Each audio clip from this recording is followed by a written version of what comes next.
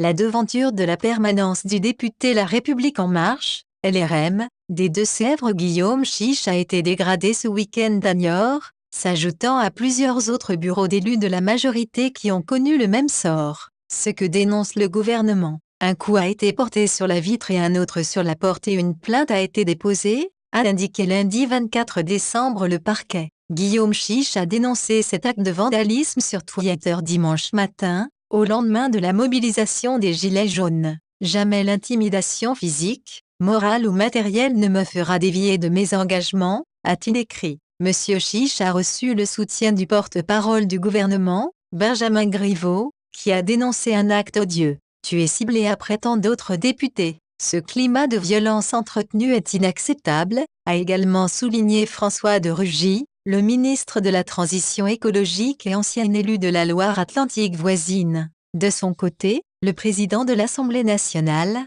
Richard Ferrand a déploré que des députés soient une nouvelle fois atteints par des agressions diverses. Quand des manifestations ou des expressions enfreignent les lois, elles deviennent des actes de délinquance qui, en République, doivent être condamnés. La façade du député LRM de l'Hérault, Philippe Huppé, a également été taguée « Dégage ». La veille de Noël, les Gilets jaunes ont encore barbouillé ma façade, a-t-il déclaré dimanche sur Twitter, publiant également des photos. Au nom des députés LRM, j'exprime notre indignation pour l'attaque dont a été l'objet la permanence de notre collègue Guillaume Chiche, a tweeté de son côté Gilles Legendre, patron des députés LRM. Depuis le début du mouvement des Gilets jaunes, en novembre, plusieurs permanences de députés ont été dégradées et d'autres élus de la majorité ont fait l'objet de menaces, notamment sur les réseaux sociaux, mais aussi près de leur domicile. La députée LRM de l'Aude, Mireille Robert, avait porté plainte à la fin de novembre,